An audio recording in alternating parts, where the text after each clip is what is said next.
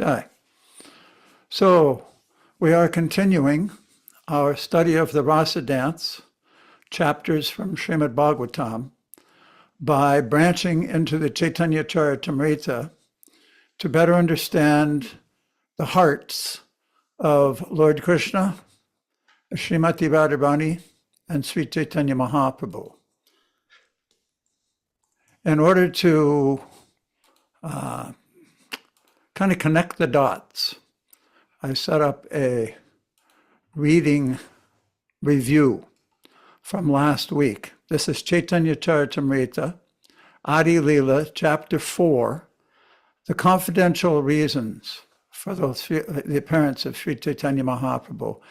And these are some of the essential verses we read last week, because it's important to understand who we're talking about and how it progresses into other topics.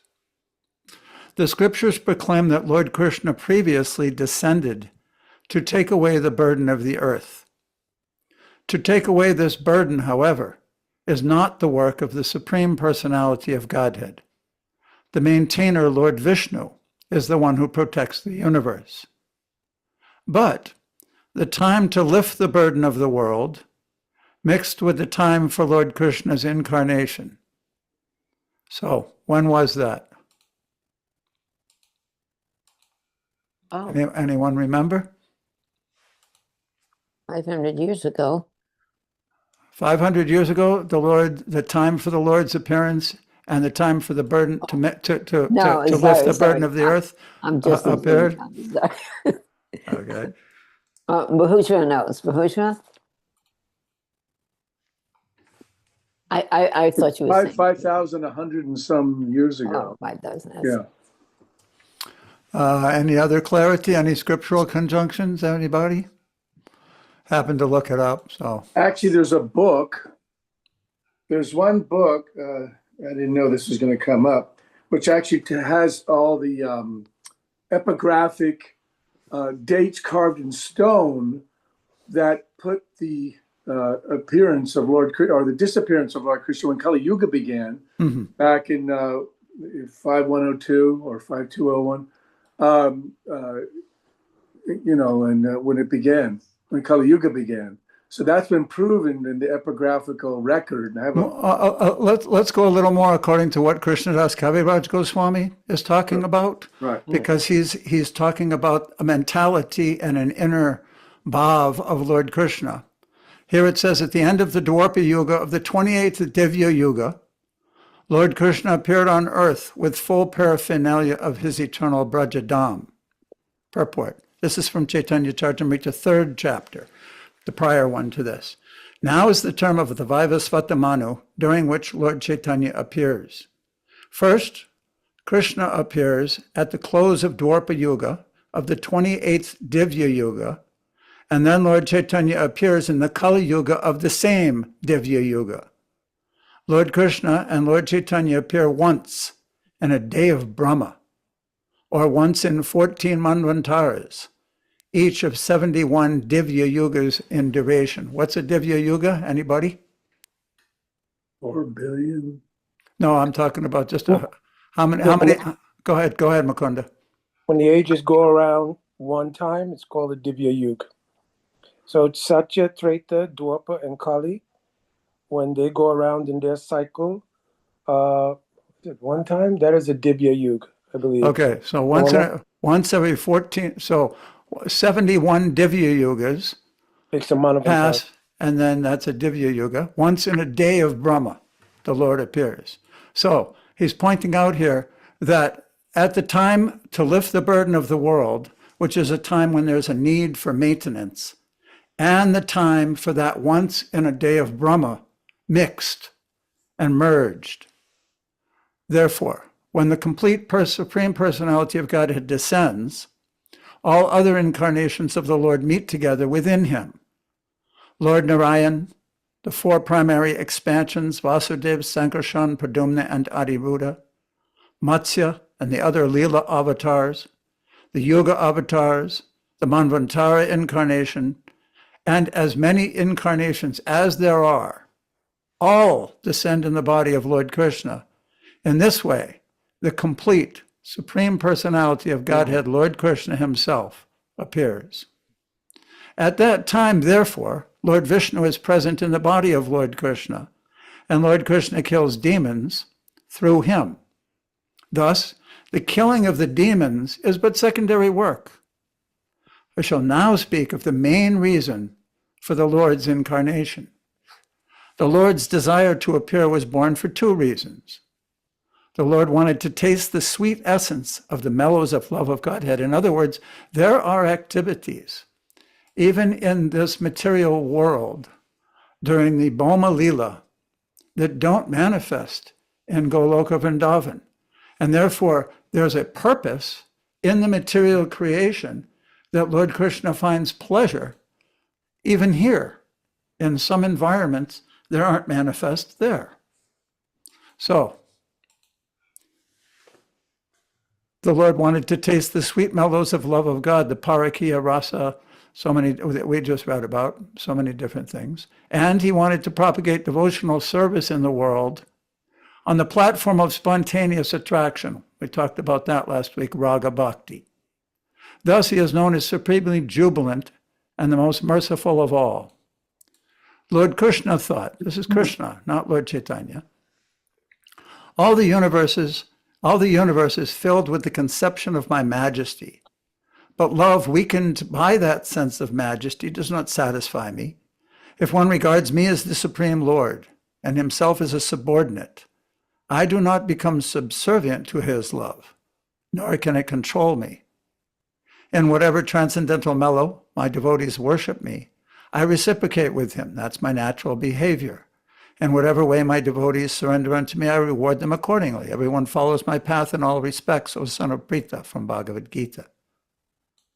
If one cherishes pure loving devotion to me, thinking of me as his son, his friend, or his beloved, regarding himself as great, and considering me his equal or even inferior, I become subordinate to him. Quote to the gopis, devotional service rendered to me by the living beings revives their eternal life. O my dear damsels of Braj, your affection for me is your good fortune, for it is the only means by which you have obtained my favor. Mother sometimes binds me as her son. She nourishes and protects me, thinking me utterly helpless. My friends climb on my shoulders in pure friendship, saying, what kind of big man are you? You and I are equal. If my beloved consort reproaches me in a sulky mood, that steals my mind away from the reverent hymns of the Vedas. Taking these pure devotees with me, I shall descend and sport in various wonderful ways, unknown even in Vaikuntha. I shall broadcast such pastimes by which even I am amazed. So just wanted to point that out, how it's Lord Krishna who the whole introduction to this fourth chapter is describing his mentality. So Sama, can we Yeah, I just want to watch mention out one for your thing. bangles when you move your hand next to the speaker? It makes a little bit of a rub. That I think that's what it is. Thanks. Okay. I just wanted to point out in that text, number 26, about the sulky mood. When if my beloved consort reproaches me in a sulky mood, that Yes. steals my mind from the reverend hymns of the Vedas. So I immediately thought of if someone is a mother and they hear the baby crying, they'll immediately go. That person will immediately go. That spontaneous attraction will be there. That's just one example of a spontaneous loving attraction. And that's very relished by Krishna. And of course, to get to that platform, we have to go through a few things. Okay. Bahushra, would you like to start today? Okay. Yeah, I just, what Drew Ramar's just read, I just wanted to share, that one verse from Bhagavatam. Nasaryati yam yogo, sankam dhamma udava, saswadvitas, tapas chogo, yata bhaktir mamorjita. That Lord Krishna says, my dear Uddhava, the unalloyed devotional service rendered to me by my devotee brings me under their control. I cannot be thus controlled by those engaged in mystic yoga, Sankhya yoga, pious work, Vedic study, and austerity, or renunciation. So it's all about control by the devotees. Krishna is only controlled by love. Okay, Wow, it's beautiful. Bhagavatam. Okay. Yogamaya is the name of the internal. Wait a second, No. there's a verse up there. Okay. The influence of Yogamaya will inspire the gopis with the sentiment that I am their paramour. Purport by Srila Prabhupada. Yogamaya is the name of the internal potency that makes the Lord forget himself and become an object of love for his pure devotee and different transcendental mellows. This Yogamaya potency creates a spiritual sentiment in the minds of the damsels of Vraj by which they think of Lord Krishna as their paramour.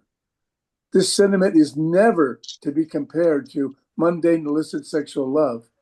It has nothing to do with sexual psychology, although the pure love of such devotees seems to be sexual. One should know for certain that nothing can exist in this cosmic manifestation that has no real counterpart in the spiritual field. All material manifestations are emanations of the transcendence. The erotic principles of amorous love reflected in mixed material values are perverted reflections of the reality of spirit. But one cannot understand the reality unless one is sufficiently, can you raise it up? Yeah, sorry.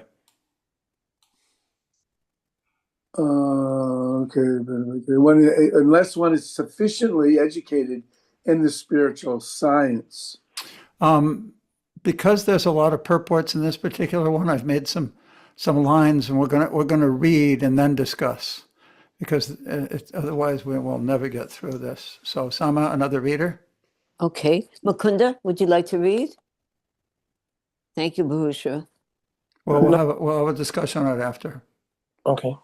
Neither the gopis nor I shall notice this, for our minds will always be entranced by one another's beauty and qualities. Purport. In the spiritual sky, the Vaikuntha planets are predominated by Narayan. His devotees have the same features he does, and the exchange of devotion there is on the platform of reverence. But above all these Vaikuntha planets is Golok, or Krishna Lok, where the original personality of Godhead, Krishna, fully manifests his pleasure potency in free loving affairs. Since the devotees in the material world know almost nothing about these affairs, the Lord desires to show these affairs to them. In Golok Vrindavan, there's an exchange of love known as Parakya Rasa. It is something like the attraction of a married woman for a man other than her husband. In the material world, this sort of relationship is most abominable because it is perverted reflection of the Parakya Rasa in the spiritual world, where it is the highest kind of loving affair. Such feelings between the devotee and the Lord are presented by the influence of Yogamaya. The Bhagavad Gita states that devotees of the highest grade are under the care of the Daivi Maya or Yogamaya. Mahatmanas tumam partha daivim prakritim asrita. This is Bhagavad Gita 9:13. Those who are actually great souls, Mahatmas, are fully absorbed in Krishna consciousness, always engaged in the service of the Lord. They are under the care of the Daivi Prakriti or Yogamaya. Yogamaya creates a situation in which the devotees is prepared to transgress all regulative principles simply to love Krishna. A devotee naturally does not like to transgress the laws of reverence for the Supreme Personality of Godhead, but by the influence of Yogamaya, he is prepared to do anything to love the Supreme Lord better. Those who are under the spell of the material energy cannot at all appreciate the activities of Yogamaya, for a conditioned soul can hardly understand the pure reciprocation between the Lord and his devotee. But by executing devotional service under the regulative principles, one can become very highly elevated and then begin to appreciate the dealings of pure love under the management of Yogamaya. Okay. So just one second, Sam, just to review the two verses themselves so we can stay on this thread. The influence of Yogamaya will inspire the gopis with the sentiment that I am their paramour. Neither the gopis nor I shall notice this, for our minds will be entranced by one another's beauty and qualities. Who do you want to speak, Priya? Mandantara? No. Well, What? Go ahead. No, I was just wondering, are you going to let us know when we can have a discussion? Yeah, now. Oh, you want to have a discussion now? Yes, on those Okay, two I have a verses. question. I have a question at the last paragraph from the that Mukunda read that I'd like to present. Okay. We could see it. Oh my God, there's not like here. This read the last paragraph there again, Mukundaji, and tell us what you think. Okay. Those under the spell of the material energy cannot at all appreciate the activities of Yogamaya. For conditioned soul can hardly understand the pure reciprocation between the Lord and his devotee. But by executing devotional service under the regulative principles, one can become very highly elevated and then begin to appreciate the dealings of pure love under the management of Yogamaya. Okay, can you explain that? Yeah, well, the whole section there, and maybe can I keep it up just for a second? Sure. So I have No reference? problem. Yeah. Mhm. So that whole section there is something that is, sort of completely antithetical to practicing bhakti from the material point of view. Because the idea of paramore love, which is called parakiya, wedded love is called swakiya, means my own wife. Para means some other on others. So parakiya means the wives of others. So that is not part of dharma for any person practicing spirituality still within the context of the modes of nature and being influenced by Mahamaya. In fact, the practice of wedded love under dharmic law, Krishna is like saying in Bhagavad Gita, Kamoshmi Bhattashaba, Dharma Viruddha, Kamoshmi Bhattashaba. I am that kind of relationship in this world which is not contrary to Dharma. But in the spiritual world, because there is no self-interest whatsoever, Atma Sukha Dukkhe Gopio Nakareli Vichar, the gopis have no consideration of their own happiness. They're only thinking of the happiness of Krishna. Right. Therefore, Yoga Maya presents to them a mentality that would make love more exciting than if it was wedded love. Nice. So it's mentioned by Rupa Goswami, I'll finish with this, in Ujjalani Mani, Bahu Varyate Kala Yatro, Kama Prachana Mukata, Yomito Dulabata, Mon Mata Paramaratim. Parakya Ras is excelling Swakya Rasa because there are three elements which are added to Parakya Ras to make it more exciting. One is it's socially forbidden. The second is it has to be kept hidden. And the last one is it becomes difficult for the lover and the beloved to meet. So Krishna can't just knock on Jatila's door and say, I'd like to talk to Radhika, for instance. Right. Okay. It's interesting how I was going in a whole other direction with that, but that's I was thinking about Vaidhi Bhakti and how Vaidhi Bhakti is essential in the beginning, because it says in that part of the purport that following these rules and regulations of Bhakti strengthens our internal bhav, but and then we're able to understand this kind of profound love.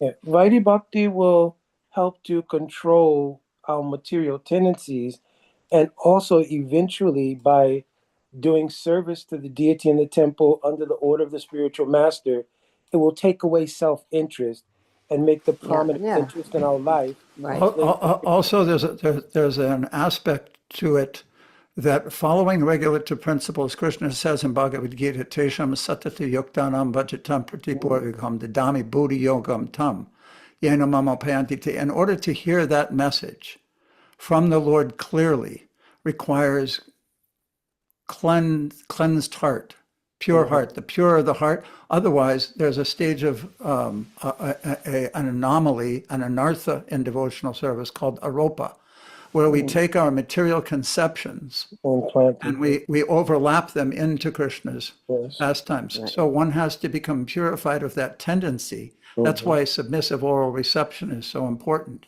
Because, Bahushara, I wanted you to speak on this one up here, which is really what you read. here, this starting here, read that again, just down to the bottom of the purport. One should know for certain that nothing can exist in this cosmic manifestation that has no real counterpart in the spiritual field. All material manifestations are emanations of the transcendence, the erotic principles of amorous love reflected in mixed material values are perverted reflections of the reality of spirit. But one cannot understand the reality unless one is sufficiently educated in the spiritual science. And here in the material world, you have it where all kinds of activities that are being done. Yeah, I mean, I've even seen it in Krishna conscious that it's me, me, me. I'm doing what I want to do. And it's all centered around me, engaging in and spiritually trying to purify my senses, but it's me, me, me. But the thing is that in pure spiritual activity, it's everything is directed towards Krishna. There's no self-interest. You know, I Yeah, mean, well, it's then we have to also be cautious that we don't become impersonal with that. exactly. You know, But that's the tendency, because, you know, we're so impure in this material world. The tendency might be there to become impersonal. So we have to watch for that one. Maharaj had a comment. Let's Yes, listen to thank what you. he has to say. So Mukunda Prabhu was speaking about the Parakiya being more exciting by these three factors, but Parakiya relationships, even in this material world, are exciting for those same three factors. Now, help me with this, because my take on this had always been that the gopis' love for Krishna was so strong that they didn't care for any restriction whatsoever. They were willing to be seen in a bad light, to be looked at as unchaste, and everything simply to satisfy the senses of Krishna. And it's this total selflessness to the point of putting themselves in an unfavorable position that is what makes their love so exalted. So, can Good. anybody Not help me out with that? not caring for Makundaji, you want to comment on it? Yes. So during the time of Krishna's presence in Vrindavan, it's called Prachanamukata. They keep that hidden. So they're willing to undergo any kind of social scrutiny, so to speak, but they are very careful not to allow it to happen while Krishna is present in Vrindavan. In the 10th canto of Bhagavatam, when Krishna gets on the chariot of Akrura, it says there, Visraja Laja Rudasmaram Govinda Damo Daramadviti. At that time, for the first time, they openly express their feelings towards Krishna. And this is in front of everybody, the elders, their husbands, everybody. And then for 90 days, they stay at Uddhav Kyari, absorbed in separation. Then they go to Nandagan, where they stay with Mother Yashoda while Krishna's in Mathura and in Dwarka. But during the time of the Leela in Vrindavan, Prachanamukata happens. They keep that feeling hidden. Okay, let's bring it back Wait, now. Can I just have a quick rebuttal on that, please? What about when Krishna's calling them for the rasa dance and their husbands are blocking them? Certainly then, I mean, that's not entirely public, but it's certainly known to their husbands. No. No, we went studied over that, earlier, Maharaj. Yeah, we've already studied that. We went through that very deeply. You should have joined a little earlier. Yes. But I was not present for that. We maybe can cover that in the forums or something. Unfortunately, Okay, with all right, I'll look time there for it. constraints. Now, further explanations of how Yogamaya works. The basic umbrella that's being described, Krishna is saying, Yogamaya will cover us so that we won't be inhibited because of our love being able to exchange. So we'll start up from there. Further purport. Okay. Manvantara, would you like to read? Yay! Hare Krishna. In the spiritual Enthusiasm. loving sentiment induced by the Yogamaya potency, both Lord Sri Krishna and the Dasmos of Raj forget themselves in spiritual rapture. By the influence of such forgetfulness, the attractive beauty of the gopis plays a prominent part in the transcendental satisfaction of the Lord, who has nothing to do with mundane sex. Because spiritual love of Godhead is above everything mundane, the gopis superficially seem to transgress the codes of mundane morality. This perpetually puzzles mundane moralists. Therefore, Yogamaya acts to cover the Lord and his pastimes from the eyes of mundaners, as confirmed in the Bhagavad Gita, chapter 7, text 25, where the Lord says that he reserves the right of not being exposed to everyone. The acts of Yogamaya makes it possible for the Lord and the gopis in loving ecstasy to sometimes meet and sometimes separate. These transcendental loving affairs of the Lord are unimaginable to empiricists involved in the impersonal feature of the absolute truth. Therefore, the Lord himself appears before the mundaners to bestow upon them the highest form of spiritual realization and also personally relish its essence.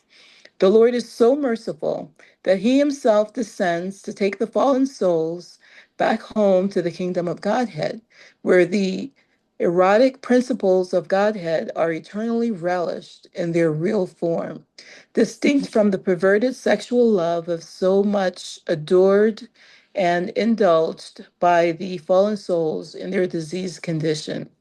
The reason the Lord displays the Rasa Leela is essentially to induce the fallen souls to give up their diseased morality and religiosity and to attract them to the kingdom of God to enjoy the reality. A person who actually understands them, a person who actually understands what the Rasa Leela is, will certainly hate to indulge in mundane sex life. For the realized soul, hearing the Lord's Rasa Leela through the proper channel will result in complete abstinence from material sexual pleasure. Can we take comment, Patsy? Read this one more time, Manvantara, and then speak on that point. The reason the Lord displays the Rasa Leela is essentially to induce all the fallen souls to give up their diseased morality and religiosity and to attract them to the kingdom of God to enjoy the reality. Comment? You know what I was thinking of is when people are on the altar, like literally serving the deities, and say for instance, they're newly married or something like that. I find that they end up leaving that service of serving on the altar, and I'm thinking, it's hard to engage in, even though it's part of life. You have to have sexual intercourse to beget children, but when you're serving the deities directly, it's hard to like do your mundane thing and go on the altar. Do you know what I mean? It's Good kind of like, example? Sure. so it's kind of like, It's a practical example. How yeah, if you yeah. are So that's what worshiping I the was deity, thinking of. then that's just a practical example of it. Right. Nice. Yes. Very interesting. Bhusha? You'll be kicked by Balaram if you don't follow the just like one time one devotee fell down. He was a pujari. I won't say his name. And Prabhupada told him, so wait 3 months, then you can go back on the altar. So the thing is that Prabhupada was more practical. Now, another thing is that you go back to that 725 verse in the earlier paragraph, and it was mentioning there, is that Prabhupada would always say that in the Rasa dance, Krishna was just a little boy. He was just 6-7 years old, and he couldn't be involved in anything. So in that way, it's protected, for the mundaners. They say, well, yeah, he's just a kid, he's just dancing around, but he's just a kid. Nothing happens. So that way, it's like our way of projecting to these people. So they say, oh, yeah, that makes sense. Actually, there's a safeguard. Very good. In the previous verse that we just read, it says, "Neither the gopis nor I shall notice this, for our minds will be entranced by one another's beauty and qualities." In other words, they're so much in love with one another that they're not caring about the morality and dharma of society. So let us read the next one, which explains how Yogamaya further expands that influence. Okay, Acharya, would you like to read? Yes, Text I'd love to. Thank you. Okay. Text 31. Pure attachment will unite us, even at the expense of moral and religious duties, dharma. Destiny will sometimes bring us together and sometimes separate us. Purport. The gopis came out to meet Krishna in the dead of night when they heard the sound of Krishna's flute. Srila Rupa Goswami has accordingly composed a nice verse. See Chaitanya Charitamrita, Adi Leela 5224, that describes the beautiful boy called Govinda, standing by the bank of the Yamuna with his flute to his lips in the shining moonlight. Those who want to enjoy life in the materialistic way of society, friendship, and love should not go to the Yamuna to see the form of Govinda. The sound of Lord Krishna's flute is so sweet that it has made the gopis forget all about their relationships with their kinsmen and flee to Krishna in the dead of night. By leaving home in that way, the gopis transgressed the Vedic regulations of household life. This indicates that when natural feelings of love for Krishna become fully manifest, a devotee can neglect conventional social rules and regulations.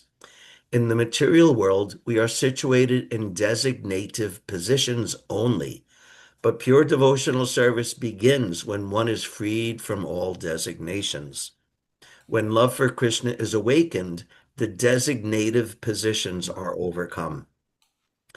The spontaneous attraction of Sri Krishna for his dearest parts and parcels generates an enthusiasm that obliges Sri Krishna and the gopis to meet together. To celebrate this transcendental enthusiasm, there is need of a sentiment of separation between the lover and beloved. In the condition of material tribulation, no one wants the pangs of separation. But in the transcendental form, the very same separation, being absolute in its nature, strengthens the ties of love and enhances the desire of the lover and beloved to meet. The period of separation, evaluated transcendentally, is more relishable than the actual meeting, which lacks the feelings of increasing anticipation because the lover and beloved are both present. Okay. Can we ask a question now? Yeah. Can I ask something? Acharya, the second paragraph, you want to put it to that, Patsy? About designations, that's an Yeah. important point. Do you want to comment on that? Yeah, what's the and Just- now I'm blanking out Sarvopati Vinirmuktam Partwain and Nirmalam, giving up all the designations. That's one of the definitions of pure devotional service. Right. That and Anyabhilashi Tashanyam, but this is like even like a higher standard of that, not just ordinary devotional service, but this kind of devotional service is even more removing the designations, so much so that even religious and moral considerations are put aside, Very good. seemingly put aside. Wow. Yeah. I mean, when we want to give up designations in our own identity, the Yeah. other part is we have to stop designating others as well. Yeah. That goes hand in hand. But you are talking about something that's No, I but think- they're related though, because you have to give up the designations of I'm this body, I'm this caste, I'm this all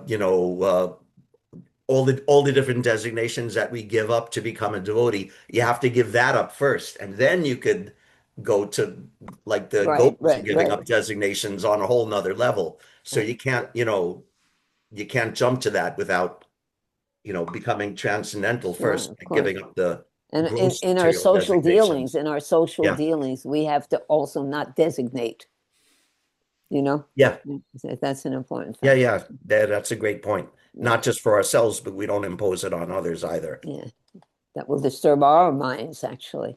Yeah. Yeah. Thank you. Okay, thank you. So shall we go on, Patsy? There's one other point that's important, because Lord Chaitanya and his pastimes have emphasized it so strongly. And Srila Prabhupada, he wrote it in such a beautiful way, talking about separation. To celebrate this transcendental, the spontaneous attraction for Krishna and his dearest parts and parcels generates an enthusiasm that obliges Krishna and the gopis to meet together. To celebrate this transcendental enthusiasm, there is a need of a sentiment of separation between the lover and the beloved. That is a unique dynamic. That's like a law of nature that's inherent even in Yoga Maya. Wow. I have a question about that. Mhm. In the material world, we're starting to feel separation from Krishna. How it's a peculiar thing to call ecstasy. It doesn't feel ecstatic if you're really experiencing separation. I mean, perhaps you don't want to be interrupted with that feeling of separation, but it's not like a joyful occurrence, actually. Well, then the question may be raised. Why did the Lord himself ever want to experience it? Yeah. Why would somebody even put themselves willingly in that circumstance if there wasn't some sort of a taste? So let us read the rest of that paragraph. Okay. In the condition of material tribulation, no one wants the pangs of separation, which is just what you were explaining. But in the transcendental form, the very same separation, being absolute in its nature, strengthens the ties of love and That's it. enhances the desire of the loved and beloved to meet. So that, I think it's described that when Radharani is feeling such separation, she's actually meeting. Remember in the Rasa dance, we read it. When Krishna left, they started imitating him. It was called Unmada. It was one of the Anubhavas that we read about. And they started enacting his pastimes, thinking, and we even read about one or two verses where it became so inflamed that they forgot themselves. They actually had a meeting with Krishna in that separation. So this is we're talking about real love. We're talking Yes. about deepening Right. deepening love to the point of where the lover cannot live without the beloved, and that's the highest ecstasy. Hare Krishna. Maharaj? Yes, we also experience the same thing in our mundane affairs, right? There's many movies that are made like this. Gone with the Wind comes to mind, although I don't remember anything about the movie except I remember this desire for the two to come together, right? Or Romeo and Juliet, another famous case. Yes, yeah. So because why? Because when you're separated and you're in love, all you can do is think about your beloved. And so I just see that this is the same thing there, that the gopis, Krishna are separated. Their love is so intense that they can only think of when will we again be together. There is one feature that kind of standing out, because we just read that purport, at least to me, that because he's absolute, the experience has to be different than in the perverted experience of it, which we experience, which Romeo and Juliet and Scarlett O'Hara and whatever the guy's names was did. Right. They can't touch it. No, Mukunda they can't touch it. Yeah. can't touch it. Yeah, I think we had a discussion once before that in the spiritual world, whenever pain comes, because it's related to Krishna, it undergoes a transformation of pleasure. So it's given in Nurjali Mani in the description of Rag, Dukam Arikam Chete Shukatena Eva Rajayate. When they feel a sense of pain and separation from Krishna, the thought of their future meeting with Krishna completely converts that Shukka Ena Eva Rajayate into the bliss of the anticipation of their meeting. So how did that happen? If Krishna left and went to Mathura, and time again, the anticipation of meeting was thwarted. After No. yes, it was. It's the Well, go on, Mukunda. absolute best time, because it's mentioned in Ujjalini Mani. That, what is this verse? Ruda Bhava Akyo Yam. The Ruda Ruda Bhava. Bhava Akyo Yam. Sambhoga Vipralambika. Yes, Purna Paramavadi. What is it? Nirbharananda Purna Paramavadi Ishyate. So he's saying, Rupa Goswami is saying, at the time that Krishna goes to Mathura and Dwarka, because in Bhagavatam he does not return. Gopal Champu, he returns after killing Dantavakra. But in Bhagavatam it's not there. But Ujjalini Mani says at that time, Vipralambika means the depth of their separation produces association Sambhoga. with Krishna, Sambhog, Yes. that's unfettered. Nirbharananda That's means, the unique difference, because just like Yes. Krishna and his name are non-different. yes, Romeo is not Romeo. His Yeah. name and the person are not the same. So the Yeah. experience is different. Oh, Yes. very nice. So yes, we got there. Oh, Lord Chaitanya, that's wonderful. Okay, good. Okay, Acharya, Oh, did you want to say something? Yeah, this is maybe a little different angle on it, but Srila Prabhupada several times, I don't know exactly how many times, addressed devotees who were missing him and to preach about separation. yeah, yes. Just like even very early, even like when Prabhupada first went to the West Coast, and he wrote back to Brahmananda in New York about feelings of separation are more relishable, and there's other letters and talks where he talked about it in terms of the devotee's relationship with him.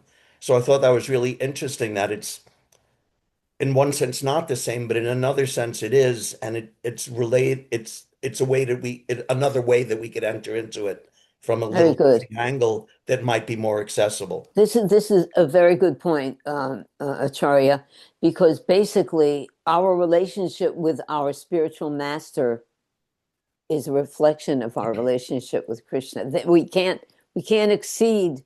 They go hand in hand.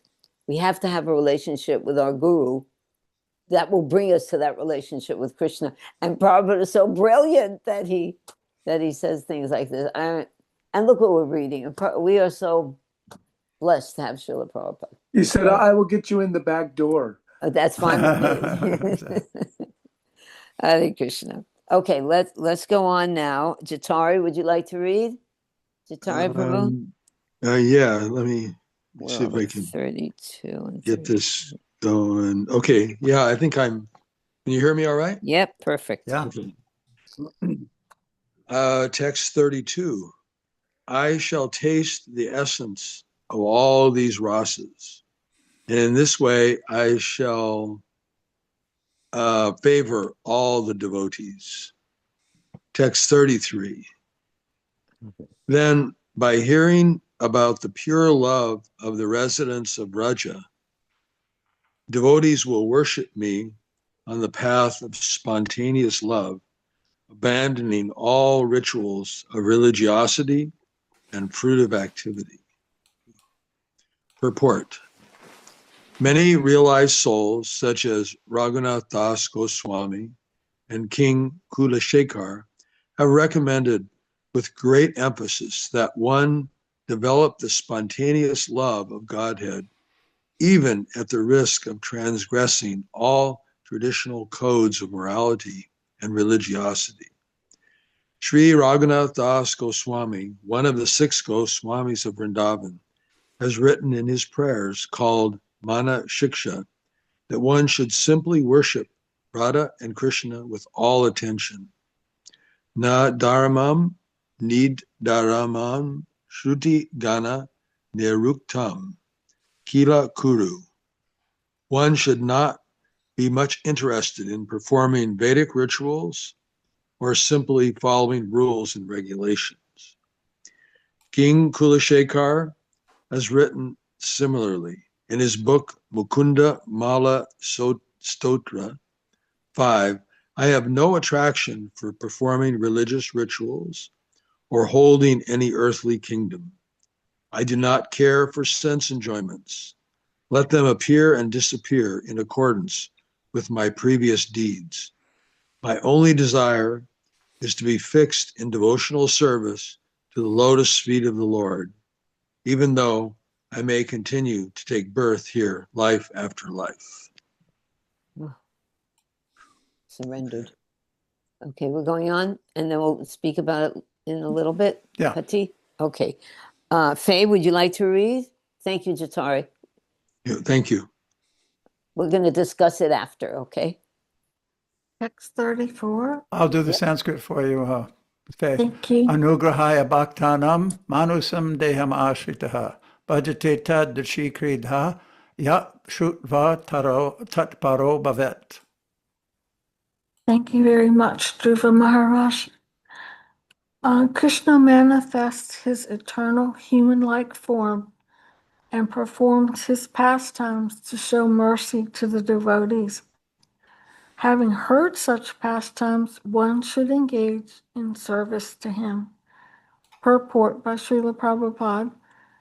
The text is from Srimad Bhagavatam 10:33-36. The Supreme Personality of Godhead has innumerable expansions of his transcendental form who eternally exist in the spiritual world. This material world is only a perverted reflection of the spiritual world where everything is manifested without inebriety. There everything is in its original existence, free from the domination of time. Time cannot deteriorate or interfere with the conditions in the spiritual world, where different manifestations of the Supreme Personality of Godhead are the recipients of the worship of different living entities in their constitutional spiritual positions. In the spiritual world, all existence is unadulterated goodness. The goodness found in the material world is contaminated by the modes of passion and ignorance. The saying that the human form of life is the best position for devotional service has special significance because only in this form can a living entity revive his eternal relationship with the Supreme Personality of Godhead. Can you read that sentence again, please? Yes, sir. The saying that the human form of life is the best position for devotional service has its special significance because only in this form can a living entity revive his eternal relationship with the Supreme Personality of Godhead. The human form is considered the highest state in the cycle of the species of life in the material world. If one takes advantage of this highest kind of material form, one can regain his position of devotional service to the Lord. Hare Krishna. Should we go on, Pati, and then Up discuss it? to you if you want to discuss those or go to the end of the purport. Oh, that's a long purport. Well, let's Yeah, it just is. talk about this a little bit. That, especially the point that you made about the human form. Can you say Also- something about that, Faye? Oh, yes, Mataji, I'll try. In the material world, the conditioned souls are covered by material bodies. There are 8,400,000 species of life. However, only in the human species can someone begin to serve the Lord properly. We have been given not only the propensities to eat, sleep, mate, defend. As a human, we're given another ability, and that is to think. And we need to think in order to reflect upon the Lord and understand his majesty and greatness in our minor position. And from our minor position, we begin to understand just how tiny we are so that we become humble enough to serve him. Very good. Thank you. That's beautiful. Jatari, anything on what you read? Yeah, well, I was just amazed about the comment about the human form of life and thinking, wow, I really need to appreciate what an advantage I have, like Nice. we have an adopted cat in our home, that my daughter kind of brought in, and I just, every time I see this cat, I just think, oh my God, I'm so fortunate because I have so much more capabilities to actually express and do things where this cat just doesn't have anything, I'm really appreciating the fact that I have a human form, even though it has its difficulties. We actually read at the end of the Rasa dance, Sukadeva Goswami said, or actually Vishwanath in his purport, he said that the only qualification, the prime qualification for developing love of Krishna by hearing this Rasa dance is the human form of life. In itself, it's a qualification because we can think. We have been bestowed with an intelligence, ears, and a mind that can comprehend these things. Other living entities and other forms can't do that. I mean, it's amazing. Whatever level I'm on, and I see so many devotees, they have such a bigger grasp, but oh my gosh, I appreciate whatever little bit I have. Thank you, Krishna. Hare Krishna. Wonderful. Okay, Madan, would you like to read? I could pass today. Okay, thank you. Maharaj, would you like to read? Sure. Starting at incarnations. Yes. Incarnations of the Supreme Personality of Godhead appear in all the species of life, although this is inconceivable to the human brain. The Lord's pastimes are differentiated according to the appreciating capacity of the different types of bodies of the living entities. I'm going to read that one again. The Lord's pastimes are differentiated according to the appreciating capacity of the different types of bodies of the living entities.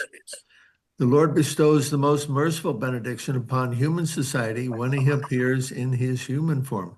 It is then that humanity gets the opportunity to engage in different kinds of eternal service to the Lord. Special natural appreciation of the descriptions of a particular pastime of Godhead indicates the constitutional position of a living entity. Can you read that sentence again too, please? Yeah. Special natural appreciation of the descriptions of a particular pastime of Godhead indicates the constitutional position of the living entity. Adoration, servitorship, friendship, parental affection, and conjugal love are the 5 primary relationships with Krishna. The highest perfectional stage of the conjugal relationship, enriched by many sentiments, gives the maximum relishable mellow to the devotee.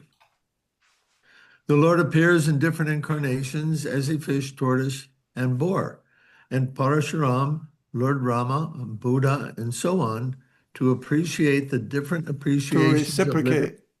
I'm sorry? To reciprocate. Oh, did I skip some? Oh, yes. You said appreciate. Yeah. I'll say that sentence again. The Lord appears in different incarnations as a fish, tortoise, and boar, as Parashuram, Lord Rama, Buddha, and so on, to reciprocate the different appreciations of the living entities in different stages of evolution. The conjugal relationship of amorous love called Parakiya Ras is the unparalleled perfection of love exhibited by Lord Krishna and his devotees. Okay. Pati, you want to discuss it or should we keep going on? We're only about a little more than halfway done. It's okay, already okay. almost 7:30, whatever you want to Okay, do. okay. No, we'll go on. Sudha Sindhu, would you like to read? Thank you, Maharaj. We'll have a Yes. discussion after in a little bit. Yeah, okay. Hare Krishna. Hare Krishna. A class of so-called devotees known as Sahajiyas try to imitate the Lord's pastime, although they have no understanding of the amorous love in his expansions of pleasure potency. Their superficial imitation can create havoc on the path for the advancement of one's spiritual relationship with the Lord. Material sexual indulgence can never be equated with spiritual love, which is in unadulterated goodness. The activities of the Sahajiya simply lower one deeper into the material contamination of the senses and mind. Krishna's transcendental pastime display eternal servitorship to Adoksaja, the Supreme Lord, who is beyond all conception through material senses. Materialistic conditioned souls do not understand the transcendental exchanges of love, but they like to indulge in sense gratification in the name of devotional service. The activities of the Supreme Lord can never be understood by irresponsible persons who think the pastimes of Radha and Krishna to be ordinary affairs. The Rasa dance is arranged by Krishna's internal potency Yoga Maya, and it is beyond the grasp of materially affected person. Trying to throw mud into transcendence with their perversity, the Sahajiyas misinterpret the sayings Tat Paratvetna, Nimalam, and Tat Parobhave. By misinterpreting Tasya Krida, they want to indulge in sex while pretending to imitate Lord Krishna. But one must actually understand the imports of the words through the intelligence of the authorized Goswami. Srila Narottama Das Thakur, in his prayers to the Goswamis, has explained his inability to understand such spiritual affairs. Go on. Rupa Go and read that. Can you? Rupa Raghunatha Padeha Ibe Akuti Kabe Hama Bujaba Se Yugala Purity. When I shall be eager to understand the literature given by the Goswamis, then I shall be able to understand the transcendental love affairs of Radha and Krishna. In other words, unless one is trained under the disciplined succession of the Goswamis, one cannot understand Radha and Krishna. The conditioned souls are naturally averse to understanding the spiritual existence of the Lord. And if they try to know the transcendental nature of the Lord's pastime, while they remain absorbed in materialism, they are sure to blunder like the Sahajiyas. Okay, so that's this translation of the verse by Narottam Das Thakur. Very, very important. Pati, can you put it back to that and we can have a discussion on that? Does anyone want to speak about that? Do you have some realizations, Sudha Sindhu? Actually, not much. Not much. Okay, you're humble. Okay, let's see if someone else would like to just give a comment on this particular translation. On Bhaktisiddhanta's Appearance Day the other day, there was lists of some of his famous quotes, and one of them was, "The only way by which we can associate with transcendence is by hearing." Wonderful. Thank you. Maharaj, you want to add to that? Yes, actually, I have a question. I remember reading, at least I have some kind of recollection of reading Krishna appearing in all the different species of life. And when he does that, he does so to preach to or to attract those in those species to Right. to uh, develop love for him. Right. Now, reading this again, I'm thinking, okay, well, if Krishna's appearing in those different species of life, does he come in some kind of like normal, animal, a normal frog or something? But it seems to me he must have some wonderful form. But anybody can help me out with this? Bahushra, you're shaking your head yes. So what do you remember? No, you're correct. I read that because one devotee, I won't say who it is, he had said that the Lord, when he appears in those other species, he does not reciprocate with those beings in that species. But that's not true at all. What you're saying is correct. I've read it. I have the quote somewhere. And so yeah, you're correct. You're correct. Yeah, I heard that And recently also the thing is, remember, Krishna can speak to any animal in their own language, telepathically. Krishna has, that's where it comes from. That's the origin of it, which we all have. These mystic powers are covered up in this material body that we have now, but they slowly become manifest as we become more purified. And that's why many people, they see someone in Vrindavan manifesting some mystic power, immediately start following them, in huge amounts of people. But we all have those qualities to talk with the animals, so Krishna's the origin of that. Also, I think it's Atmavan Manyate Jagat, small-minded and seeing things from our own point of view, to think that animals don't have any reciprocation between them at all. That's just, that's foolish. It's obvious they do.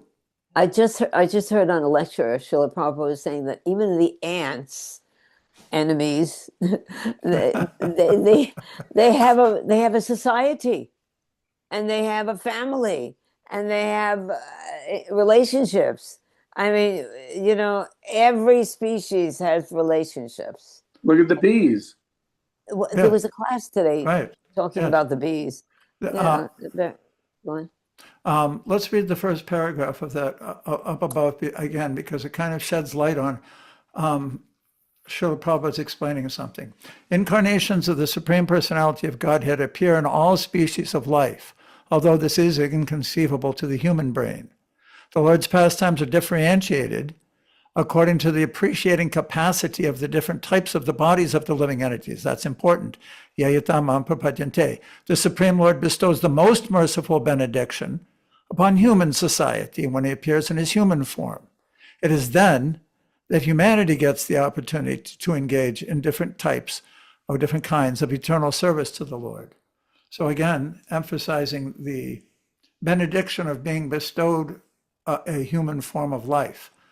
And the experience of reciprocation in this form is so much more deeper, meaningful, and gives facility for developing love of God, whereas other forms don't. Bahushra? One thing is that you see all around in this world, you see everyone having two arms. So how can God have just be two arms like us? He must have thousands of arms. He's got to be something that's so unimaginable and so beyond our regular thinking. But actually, that's Krishna's secret, is that he goes the other way. And he turns around and says, no, actually, this is my highest form, my two-arm form. Same with Radharani. You see Durga, you see Kali with all the weapons and all the, all the opulence. And it seems as though, that must be God. That's a female form of God. Yes. No, the simple form is look at Radharani. She's the personality of God in the material world. In the material world, Durga is the goddess, and she's an expansion of Radharani. Yeah. Mahamaya. Okay. Should we go on? 1 second. Keep talking a little bit. I'm going to. I'm editing this so that we can fit it all in. Oh, good. Who else wants to say something about this? Acharya, I was going to ask you to read next. Would you like to talk about what we just read? I don't have any particular comments, but I'm happy to read again. Okay, here we go. I could just add that the human beings we have, it said in that sentence, that according to the appreciating capacity of that living entity.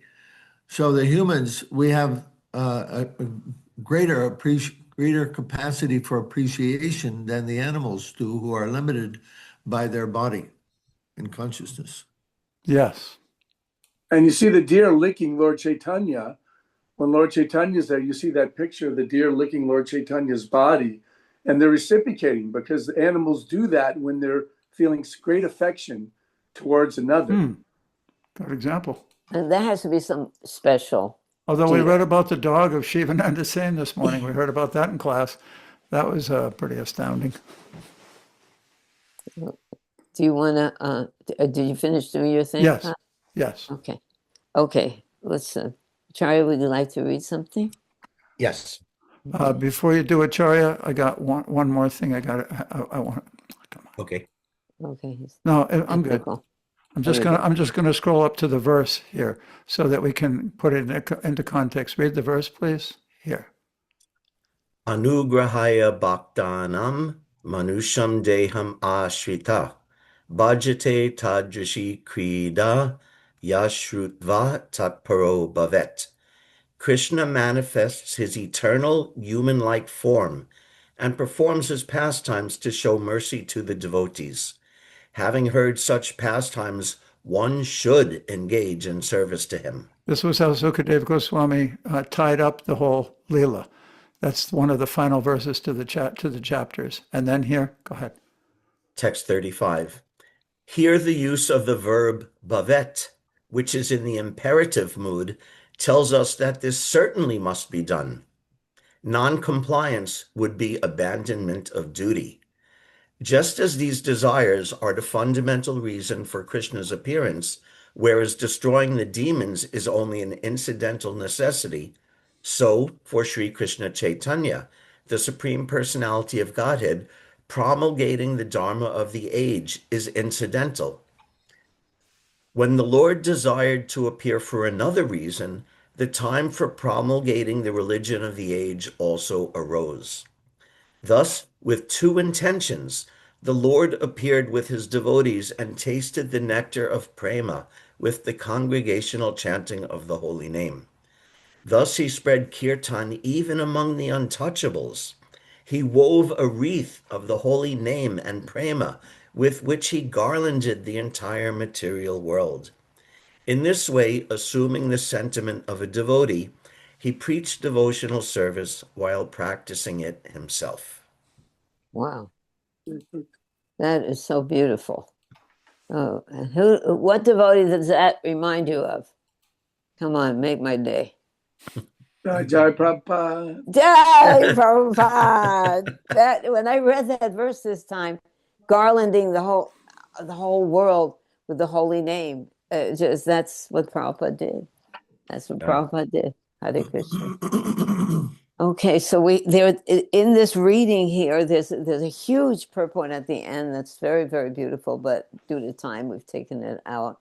So if you get a chance to read this on your own, it's in the course material online if you're interested to read it. It's very beautiful. Anyone else have something to say about this very wonderful esoteric subject matter? Mukunda, would you like to say something? I think devotees have made so many nice contributions to it overall, unless there's some particular question. Okay. Maharaj, how about you? Do you have something to say? Thank you, Mukundaji. Thank you for your association. I very much enjoy sharing this time with all of you and hearing your realizations. Well, that's nice. Okay. Patti? No, just a kind of a brief review that this beginning of the chapter is more or less explaining the reason for Krishna's advent. Not only did he come for maintenance or only for the conditioned souls, he's also coming for his own reasons. And I find that fascinating. Yeah, He actually has a reason of his own that he comes here and does what he does. well, of course. Yes. Yeah, that's really wonderful. Faye, what do you think? You have to unmute, sweetie. Maybe not there right now. Okay. Well, Bahutra, she looks like she's raring to go. Bahutra, why don't you tell us while she's trying to get it together? Oh, okay. So I just had a thought that Lord Chaitanya comes once in a day of Brahma. So the thing is that when he had those realizations to spread that bliss around, then why does he have to come again? Because he realized it. But then if Yoga Maya covers, then he Are has you to come talking again about in to the next? realize it. You're talking about the next day of Brahma. Yeah. Maybe there's other people. I don't know if it's about a matter of realizing; it's a matter of relishing it. Well, then it would go on unlimitedly. Yeah, Yeah, exactly, and exactly what do you it does. know? Hare Krishna. I want to be on the other side of the unlimited. Yeah, there is a Nitya Leela of Mahaprabhu also. So Yes, Mahaprabhu, definitely. there's an eternal Leela, like there's an eternal Yes. Leela of Krishna, Nitya Leela. There's an eternal Gaur Leela. We'll read Yes. about that later at the end of the Yeah. Navavit. chapter. Leela. Hey, did you have something? Yes, teacher. Long ago, you and Summer told me that the more I heard this and the more I read this, it would never grow old and I would want to hear it again and again. And it's been quite a privilege. It's true, isn't it? Yeah. Still going. It is. It's very, we don't ordinarily talk about this depth with a large group of people. So this is really nice that we want to go deeper together. Thank you for letting me in. Hare Krishna. So let's end with that, and we'll see you again on Saturday. Yes. And again, the purport and the course materials, as Samapriya mentioned, are have the rest of those texts and purport. And if you have the Chaitanya Charitamrita, you can read it from Adi 4, which is like an eternal treatise. Vanchakalpatarujasya kripa sindhuvyeva patitanam pavanebhyo Vaishnavebhyo namo namaha. Thank you.